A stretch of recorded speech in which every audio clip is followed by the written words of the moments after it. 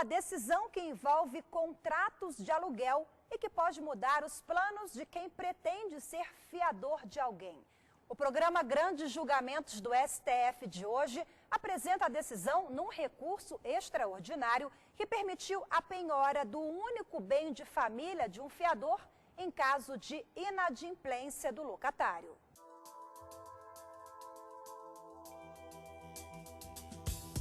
Ninguém vai querer ser fiador de ninguém, né?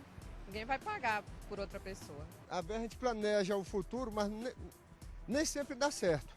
E se eu sou fiador de alguém, com certeza isso vai complicar também a minha situação. Alugar o imóvel não é tarefa fácil. Na maioria das vezes, é preciso dar uma garantia para compensar o locador caso o inquilino não consiga honrar com o pagamento mensal da dívida. As modalidades mais usadas nos contratos de aluguel são o seguro-fiança, onde o inquilino contrata uma companhia de seguros e paga todo ano o valor equivalente a 1 mês de aluguel, a caução, quando é feito depósito no início do contrato de até 3 meses de aluguel em uma conta do locador, e a fiança, onde uma pessoa garante pagar ao credor uma obrigação assumida pelo devedor, caso este não a cumpra. Neste caso, o fiador precisa ter imóvel quitado e comprovar renda mensal compatível para arcar com o aluguel. Com o grau de responsabilidade, está cada vez mais difícil encontrar alguém disposto a arcar com um contrato como esse, já que ser fiador envolve riscos financeiros e judiciais, como de ter que pagar o aluguel para o inquilino inadimplente e até mesmo de perder o imóvel. Quem faz um contrato de fiança, de locação de imóvel, se coloca na posição de devedor solidário e deve estar bem alerta, deve ser bem informado de que existe sim a possibilidade de perder o único bem da família. Não, a casa da pessoa eu acredito que não pode entrar como fiança. É a moradia da pessoa. Se não for uma pessoa de confiança, não tem como o fiador arrumar, porque vai colocar o dele em risco, né? O fiador só vai responder pela dívida depois de serem executados os bens do inquilino, mas se o locatário comprovar que não tem condições financeiras de arcar com o aluguel, o único bem de família de uma pessoa que assinou o contrato de fiador pode sim ser penhorado pela justiça como garantia da execução da dívida. Isso só acontece se no contrato de aluguel o fiador escolher ser responsável subsidiário ao invés de responsável solidário. Como subsidiário, ele garante o chamado benefício de ordem, em que o fiador só vai responder pela dívida depois de serem executados os bens do inquilino. O Código Civil estabelece que você pode ter alguns benefícios no contrato de fiança. Quais são esses benefícios? Benefício de ordem e benefício de divisão. Ou seja, eu posso dar fiança só apenas de uma parte da dívida. Chama-se benefício da divisão. Então, eu não serei cobrado da dívida como um todo, apenas de uma parte dela. E o benefício da ordem é que, primeiro, o devedor seja cobrado, o devedor principal, e caso ele não tenha recursos suficientes, aí sim o credor, o proprietário do imóvel, possa executar o imóvel do fiador. Entretanto, a maioria dos contratos imobiliários, quando estabelece a fiança imobiliária com a caução de um imóvel, ou seja, com o imóvel dado em garantia, já coloca uma cláusula dizendo que o fiador naquele ato renuncia ao direito ao benefício de ordem e benefício de divisão. Então ele entra fiador, mas fica impossibilitado de utilizar-se desses dois benefícios legais da ordem e da divisão. A discussão sobre a possibilidade de penhora do imóvel de um fiador foi concluída pelo plenário do Supremo em 2006. Na ocasião, os ministros julgaram um recurso extraordinário contra a decisão do 2º Tribunal de Alçada Civil de São Paulo. A Corte Paulista determinou a penhora do imóvel de um fiador em decorrência da dívida de um contrato de aluguel. A questão girou em torno de duas premissas básicas: o direito social à moradia e a questão da liberdade contratual e as consequências dela. O Tribunal de Alçada entendeu que a Lei 8.009 de 1990 protege o bem de família, mas faz uma ressalva, no entanto, para os casos em que o imóvel é dado como garantia pelo fiador em contrato de aluguel. No sentido de que a parte tem a liberdade de contratar. Em uma vez realizado o contrato, havendo essa ressalva na legislação, então haveria efetivamente a possibilidade da penhora. A questão chegou ao Supremo porque o fiador, inconformado com a decisão do Tribunal Paulista, recorreu, alegando que o dispositivo da Lei 8.009 ofende o artigo 6º da Constituição Federal, alterado pela Emenda 26 de 2000, que incluiu a moradia no rol dos direitos sociais amparados pelo texto constitucional. O grande problema é que existe um direito constitucional elencado lá no artigo 6º da Constituição Federal, dentro do rol dos direitos considerados fundamentais, aqueles direitos que se sobrepõem à legislação comum ordinária, que diz o quê? Que o Estado deve garantir, dentre outros direitos, o direito social à moradia, em garantia do direito à proteção da família. No próximo bloco você vai ver como foi o julgamento deste processo no plenário. Viabilizar a locação residencial é modalidade de concretização desse direito fundamental à moradia. Aquele a quem eu prestei fiança não paga o aluguel, porque está poupando para pagar a prestação da casa própria, ele tem o benefício da impenhorabilidade e eu não tenho o benefício da impenhorabilidade. A afronta a isonomia. A decisão de prestar fiança, como já disse, é uma expressão da liberdade, do direito à livre contratação. Não saia daí porque nós voltamos já.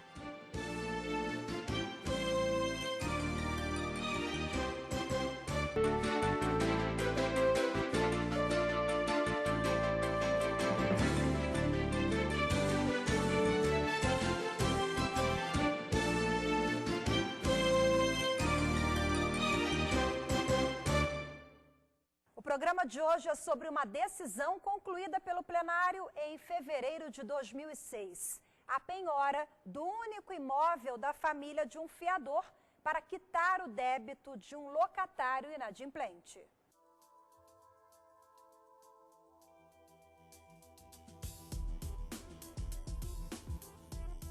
Durante o julgamento do recurso extraordinário, os ministros debateram se deve prevalecer a liberdade individual e constitucional de alguém ser ou não fiador e arcar com essa responsabilidade, ou se o direito social à moradia, previsto na Constituição, deve prevalecer. Isso implicaria dizer se o artigo 3º, inciso 7º da Lei 8.009 de 1990 estaria ou não em confronto com a Constituição Federal ao permitir a penhora de um único bem de família do fiador para quitar a dívida decorrente do contrato de aluguel. Para o relator da matéria, ministro César Peluso, o cidadão tem a liberdade de escolher se deve ou não avalizar um contrato de aluguel e, nessa situação, o de arcar com os riscos que a condição de fiador implica. Eu estou sustentando que o direito de moradia, como um direito social, ele abrange não apenas a tutela da moradia do proprietário do imóvel, mas abrange o direito de moradia como tal, em sentido geral, isto é, até de quem não seja proprietário. O direito é amplo. Não se pode dizer que o artigo 6º só abrange os proprietários do imóvel. O direito de moradia também é um direito que deve ser estendido à ampla classe de pessoas que não têm propriedade de imóvel e, portanto, devem morar em alguma das formas, mediante os institutos que o ordenamento jurídico prevê, de permitir essa moradia. Ora, o Estado pode concretizar e conformar esse direito de moradia com várias modalidades de prestações, inclusive de uma prestação de tipo normativo como essa, isto é, de estabelecer uma exceção à empenhorabilidade do bem de família, num caso em que se exige uma garantia como uma condição de acesso ao mercado de locação. Isto é, à medida em que nós restringirmos o conceito de direito de moradia, nós vamos restringir o acesso de muitas pessoas ao direito de moradia mediante locação, porque os locadores, como nós sabemos, isto é fato público e notório, eles não dão em locação sem garantia. Ou então, se exigem garantias que sobrecarregam esta classe, que é a grande classe. Os proprietários do Brasil são poucos, ministro. Nós estamos pensando na grande classe dos que não são proprietários. É isso que está o grande problema. Como todos sabemos, os direitos fundamentais não têm caráter absoluto. Em determinadas situações, nada impede que um direito fundamental ceda o passo em prol da afirmação de um outro direito fundamental, também em jogo numa relação jurídica concreta. Pois é precisamente o que está em jogo no presente caso. A decisão de prestar fiança, como já disse, é uma expressão da liberdade, do direito à livre contratação. Ao fazer uso dessa franquia constitucional, o cidadão, por sua livre e espontânea vontade, põe em risco a incolubilidade de um outro direito fundamental seu, que é assegurado na Constituição. Por via de consequência, eu entendo que não há incompatibilidade entre o artigo 3º da lei, que prevê a possibilidade de penhora do bem de família em caso de fiança em contrato de locação. Não me parece que do sistema desenhado pelo texto constitucional decorra a obrigatoriedade de levar-se a impenhorabilidade a tal ponto. Já o ministro Joaquim Barbosa destacou que aqui se enfrentam princípios, eventualmente, em linha de colisão. E nós não podemos deixar de destacar e de ressaltar um princípio que, de tão elementar, nem aparece no texto constitucional, que é o princípio da autonomia privada, da autodeterminação das pessoas. É um princípio que integra a própria ideia ou direito de personalidade. Portanto, embora reconheça no artigo 6º, no direito de moradia, a criação ou a possibilidade de imposição de deveres estatais na constituição de modos de proteção a essa faculdade desenhada no texto constitucional, não consigo vislumbrar na concretização que lhe deu a lei a violação que se aponta. O ministro atualmente aposentado Eros Grau abriu divergência. Ele foi contra a linha do voto do relator, porque entendeu que o artigo 6º da Constituição Federal ampara a família e a moradia, direito fundamental de segunda geração, que tornaria indisponível o bem de família para penhora. Se o benefício da impenhorabilidade viesse a ser ressalvado quanto ao fiador de uma relação de locação, poderíamos chegar a uma situação absurda. O locatário que não cumprisse a obrigação de pagar aluguéis, com o fito de poupar para pagar prestações devidas em razão de aquisição de casa própria, gozaria da proteção da impenhorabilidade. Gozaria dela, mesmo em caso de execução procedida pelo fiador, cujo imóvel restou penhorado por conta do inadimplemento das suas obrigações dele, locatário. Quer dizer, eu sou fiador, aquele a quem eu prestei fiança não paga o aluguel, porque está poupando para pagar a prestação da casa própria, ele tem o benefício da impenhorabilidade, e eu não tenho o benefício da impenhorabilidade. A afronta à isonomia parece-me evidente no caso. O ministro Eros Grau foi seguido pelos ministros Celso de Mello e Carlos Aires Brito. A partir dessas qualificações constitucionais, sobretudo aquela que faz da moradia uma necessidade essencial, vital, básica do trabalhador e de sua família, eu entendo que esse direito à moradia se torna indisponível, é não potestativo, não pode hipotecar é outra coisa, não pode sofrer penhora por efeito de um contrato de fiação. Eu entendo que aquele que conseguiu realizar o sonho da casa própria, esse anseio profundo de conseguir o seu pedaço de chão no mundo, que é a casa própria, não pode decair nem por vontade própria. É indisponível. Nesse caso de fiação, cingindo ao contrato de fiação. Porque ele está garantindo uma situação de terceiro. O que diz a Constituição em matéria de família? Que ela é uma entidade merecedora, veja como a Constituição radicalizou, merecedora de proteção especial, Fazendo uma referência explícita à questão do inciso 7º do artigo 3º da Lei 8.009, de 90, e rememorando aqui a observação que o eminente ministro Eros Grau fez a propósito dessa circunstância, dessa absoluta incongruência. O fiador sofre, nos termos da exceção legal, a incidência do vínculo processual da penhora, mas ele não pode voltar-se regressivamente contra aquele a quem ele prestou, em favor de quem ele prestou a garantia. Faço algumas outras considerações, fazendo referência ao magistério da doutrina, e por isso, senhor presidente, consideradas essas razões, eu peço vênia para acompanhar o voto do eminente ministro Eros Grau e do ministro Carlos Brito. Não fosse a lei 8.009, nós não teríamos sequer como emprestar esse alcance considerado bem do proprietário executado por dívida diversa, dívida própria, dívida assumida por ele na forma direta. Mais do que isso, presidente, a referência no artigo 6º, e aí considerada a redação primitiva, ao trabalho, e o trabalho gera a própria subsistência, mediante a percepção de salário. O que é que nós temos quanto ao salário? Nós temos, e o trabalho aqui está em pé de igualdade com a moradia, e se eu pudesse dar um peso maior, eu daria um peso maior à fonte da própria subsistência, que é o trabalho.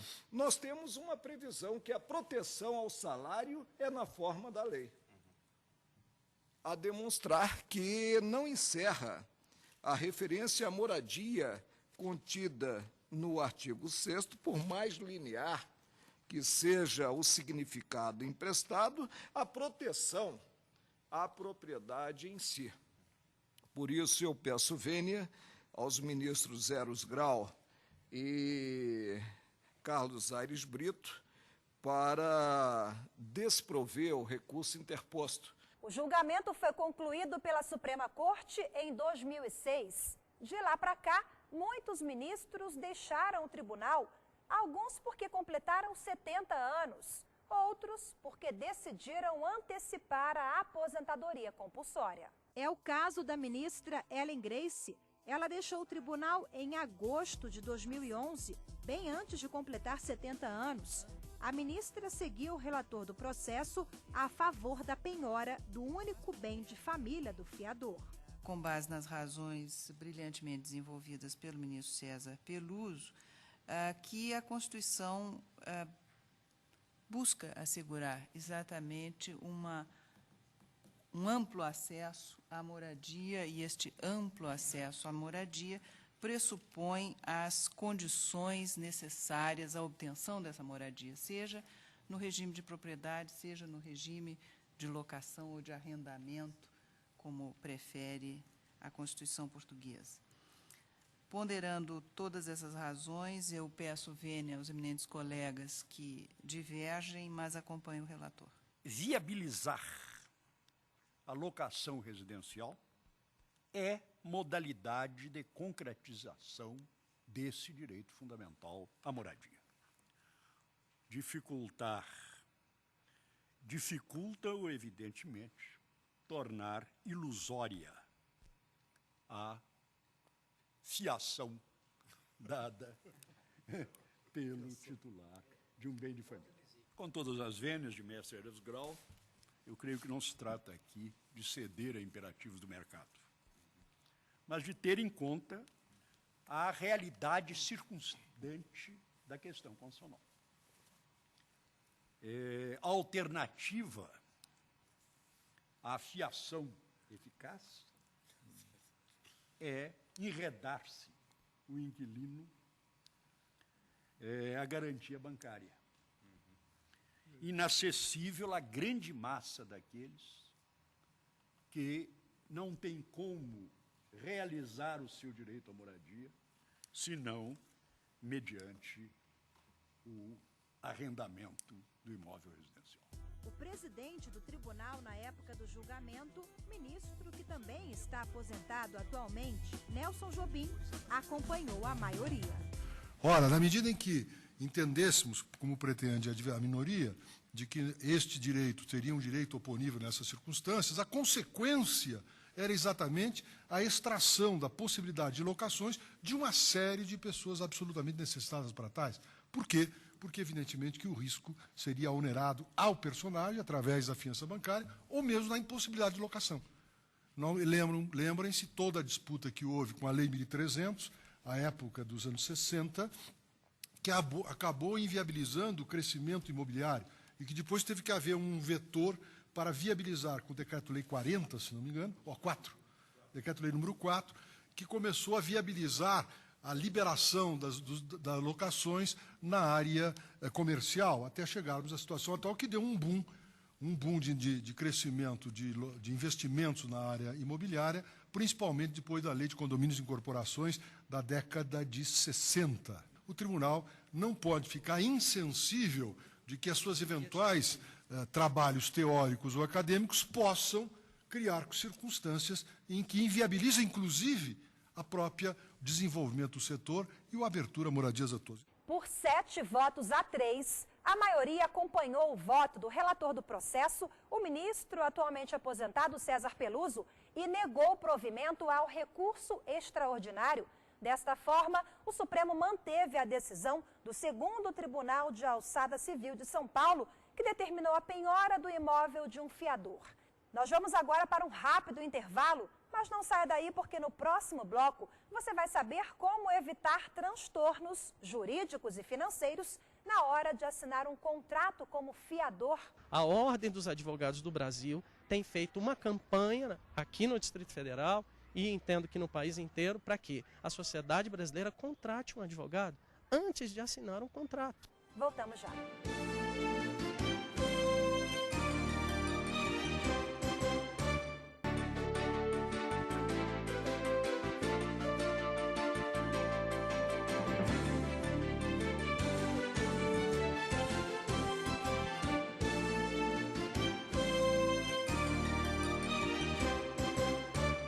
Quem não tem a casa própria e precisa alugar um imóvel, quase sempre tem que recorrer a um fiador. Mas se comprometer assim no contrato imobiliário, oferece riscos financeiros e jurídicos. Isso porque se o inquilino não pagar o aluguel, o fiador pode até perder a casa própria para arcar com a dívida. O direito à moradia, a possibilidade de penhora de imóveis nesses casos e a liberdade de contratos foram discutidos pelo plenário do Supremo em fevereiro de 2006.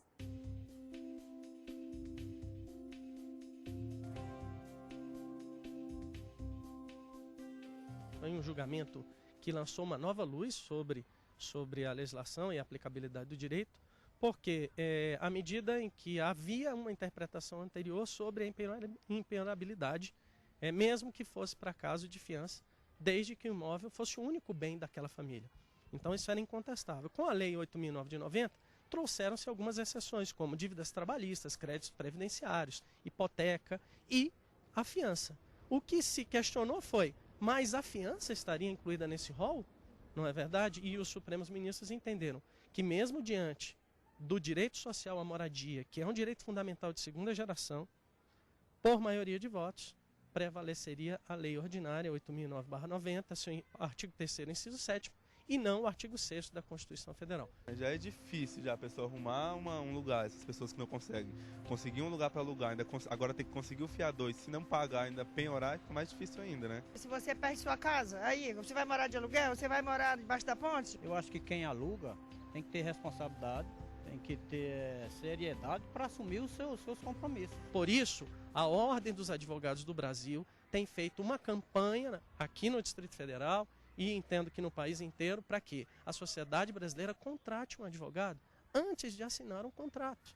É o profissional que vai fazer a análise, que tem a formação jurídica para alertar a pessoa. Até porque esse contrato de fiança é um contrato que não traz em si benefício algum ao fiador. Difícil já era, e agora então pior, que ninguém vai querer ser fiador.